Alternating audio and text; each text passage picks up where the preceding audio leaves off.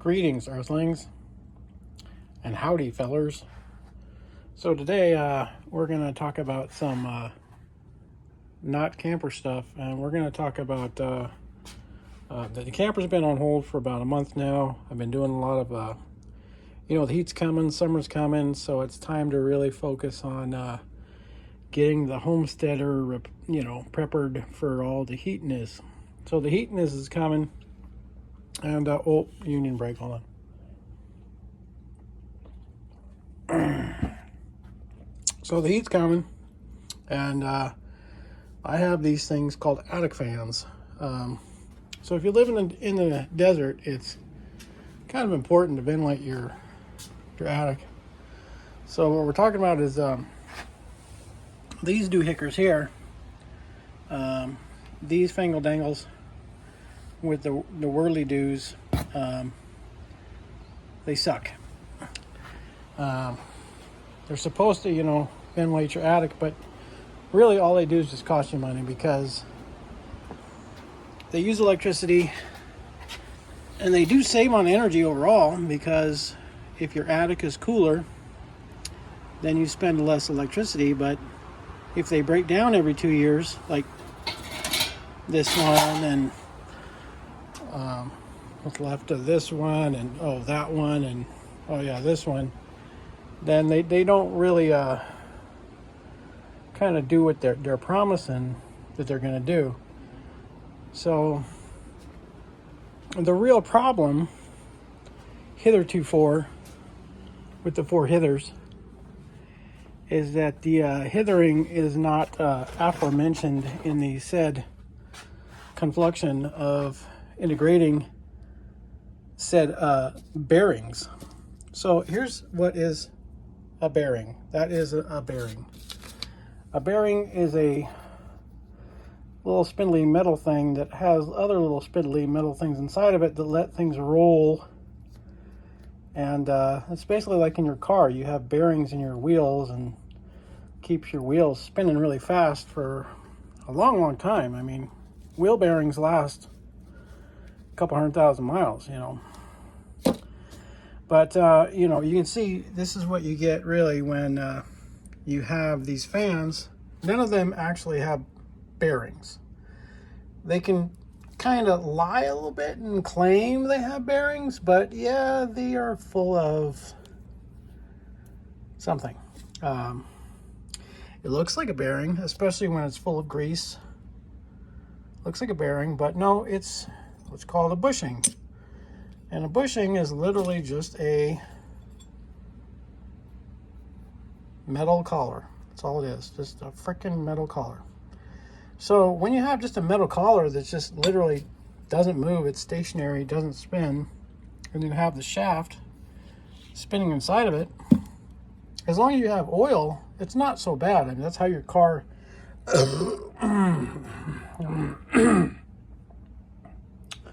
Oh, that was a brain fart there. That's literally what they call a brain fart. So your engine crankshaft works off of a similar principle where you have not real bearings, but you have split bushings, and those bushings are meant to ride with some oil. So the oil pressure keeps your crankshaft separate from your bearings, which are actually bushings.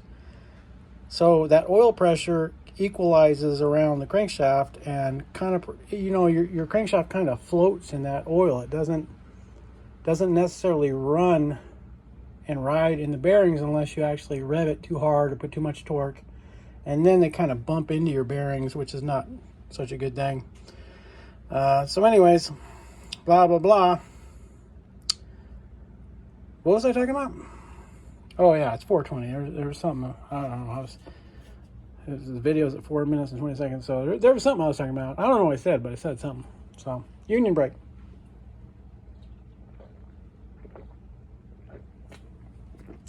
So tasty. So anyways, in a bushing bearing, which is not a bearing, but a bushing, you need oil pressure.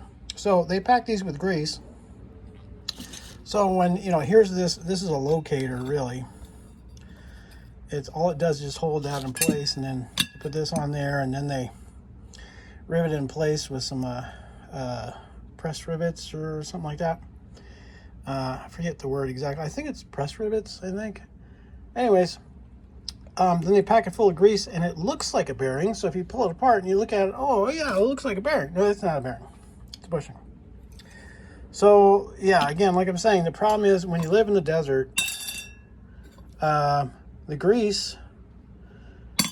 Okay, so in the attics world, there's a lot of temperatures up in there. So what happens is, you know, the attics is, I've actually, when we had the desert Vegas heat, excuse me, like 100 and, I think it was 112 degrees, 112 degrees outside. I measured the temperature in the attic at 152 degrees. Zippy zap. So 152 degrees in the attic, and your air conditioner, you know, is trying to maintain 170 degrees, and your air conditioner has all this ductwork, and all the ductwork is in the attic that's 150 whatever degrees, 152 whatever. So it's working really harder than it has to. So, you know, it's a good idea to keep your attic well ventilated is the whole point. That's like 6 minutes of rambling to say that you need to keep your attic ventilated, right? And a good way to do that is with fans, the electric fans. And that has saved me a lot of electricity. It's saved me about 30% on my electric bill in the summertime, which sounds weird, but I've done the math, blah, blah, blah. I used to know how to do basic math, but it's getting harder every year. But so anyways, at this point, though, it would have been smarter to invest in a more passive system, like more insulation. If I'd have done more insulation in the attic, I think that would have been a much wiser move. But let's not talk about that. Let's have no comments about that. Let's not discuss that.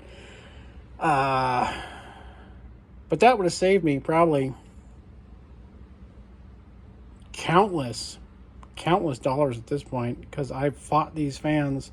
I've had to replace them about every 3 years or so. So in saying that, I'm going to replace them again, but I'm not replacing them. So this is what I'm going to do now, and I'm going to add insulation this year. I've decided we're going to do that. I'm tired of doing that. We should have invested in that in the beginning, because, you know, that's what smart people do, and that's why I didn't. So here we have a real bearing, okay? So we're going to put that in there like that, and we're going to throw away the locator. We're going to throw away the little bushing piece wherever it went. And then you have these little conical things. But the problem is, it's really difficult to measure these little, they're a cone-shaped holder. They're not exactly, it's really hard to get any measurements and be precise on what size of bearing you should order. So after a lot of just trial and error and messing around, you know, I had these bearings. And I forget, it's basically, it's a 1/2 inch shaft and a bunch of millimeters that way and the other way and stuff. And I says, you know what, it fits, but it's a little loose. And then I came up with the idea, you know, what if I just take the bearing and I just wrap some electrical tape around it to take up all the slack. So that's what I'm doing. I'm taking like a strip of electrical tape about 1.5 feet long. So a strip of tape about 1.5 feet long, and then I take the bearing and I just go zip zap and just roll it right up in there nice and even. Make sure it's got a good amount of tape on both sides. Flatten it over, bend it over, squish it down, all that crap. And then I kind of, you know, roughly center it, put the thing back on after cleaning the crap out of everything. I clean it really good, make sure there's no grease and crap.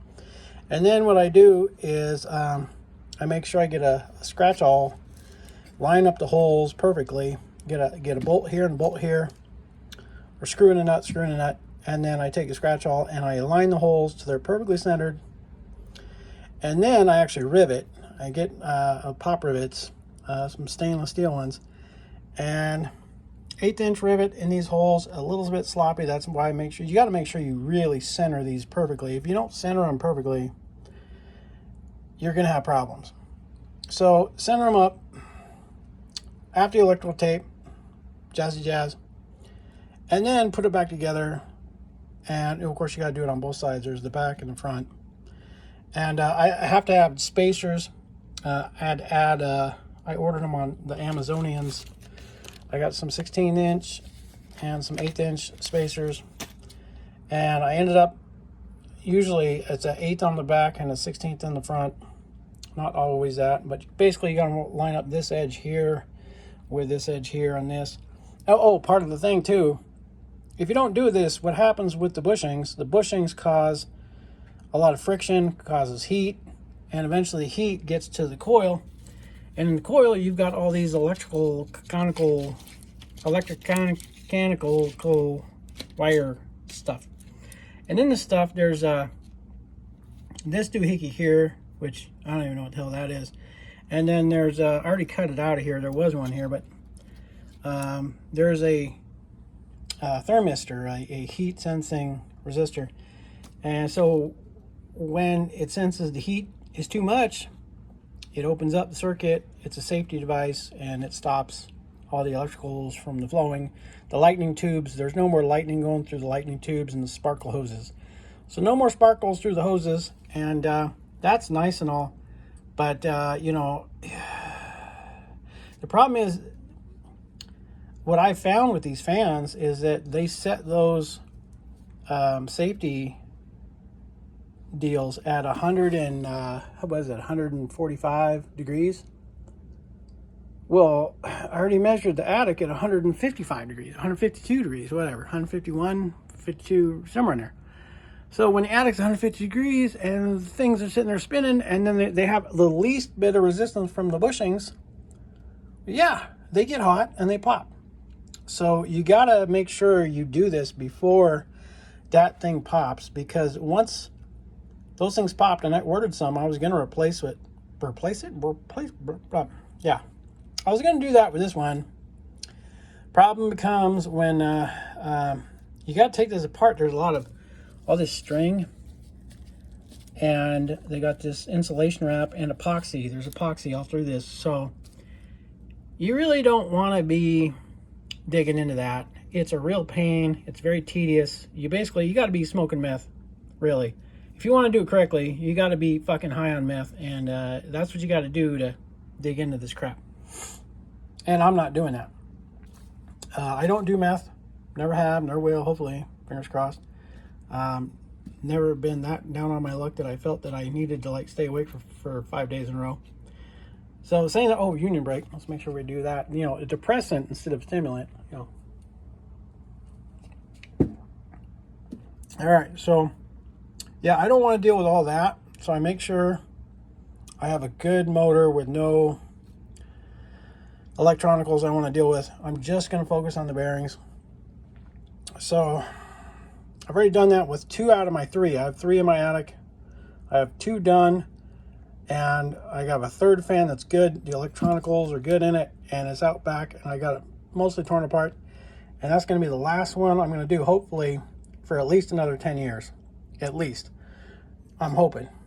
So do the bearing, wrapped in the tape, just to take up some slack, and make sure, I want to make sure there's a little bit of, I got to force this down on there. I want this thing to give me at least of 1/8 of an inch of space where, you know, I got to really squish it down hard to clamp onto that freaking bearing.